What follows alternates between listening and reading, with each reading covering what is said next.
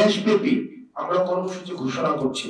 ঘোষণাপত্রের জন্য দেশব্যাপী গণসংযোগ করবে বৈষম্যবিরোধী ছাত্র আন্দোলন।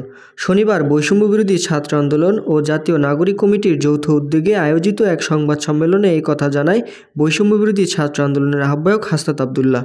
এর আগে কেন্দ্রীয় শহীদ মিনারে ঘোষণাপত্রের দাবিতে মার্চ ফর ইউনিটির ডাক দেয় বৈষম্যবিরোধী ছাত্র আন্দোলন ও জাতীয় নাগরিক কমিটি। সেখানে অন্তর্বর্তীকালীন সরকারকে ঘোষণাপত্রের জন্য 15 দিনের আলটিমেটাম দেয় বৈষম্যবিরোধী ছাত্র আন্দোলন। তবে সংবাদ সম্মেলনে হাসনাত আবদুল্লাহ সহ জাতীয় নাগরিক কমিটির নেতৃবৃন্দরা বলেন, অন্তর্বর্তীকালীন সরকার ঘোষণাপত্রের বিষয়ে দৃশ্যমান কোনো পদক্ষেপ এখনও নেয়নি। তাই তারা 6 জানুয়ারি থেকে 11 জানুয়ারি গণসংযোগের পাশাপাশি জনমত সৃষ্টি করবে। যারা শহীদ হয়েছেন, আহত হয়েছেন, তাদের স্বীকৃতির জন্য আমরা 31 তারিখে এবং বাংলাদেশ রাষ্ট্র নতুন করে পুনর্গঠনের জন্য একটি প্রক্লেমেশন দিতে চেয়েছিলাম, কিন্তু সেখান থেকে সরকার থেকে উদ্যোগ নেওয়া হয়েছে এবং এটা আমরা প্রাথমিকভাবে এটা আমাদের অর্জন মনে করি।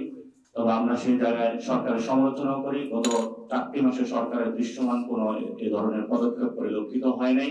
জনমানুষের প্রত্যেক শ্রেণীর জনমানুষের আশা আকাঙ্ক্ষার প্রতিফলন ঘটবে।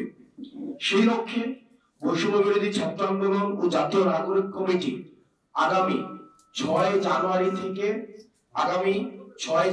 থেকে 11 জানুয়ারি পর্যন্ত দেশব্যাপী আমরা কর্মসূচি ঘোষণা করছি। এ সময় তারা আরও বলেন, অতি শীঘ্রই জুলাই আন্দোলনের ঘোষণাপত্রের বিষয়ে সরকার কথা না বললে কঠোর কর্মসূচি নেবে বৈষম্যবিরোধী ছাত্র আন্দোলন। ফয়জুল্লাহ স্বাধীন, ঢাকা টাইমস, ঢাকা।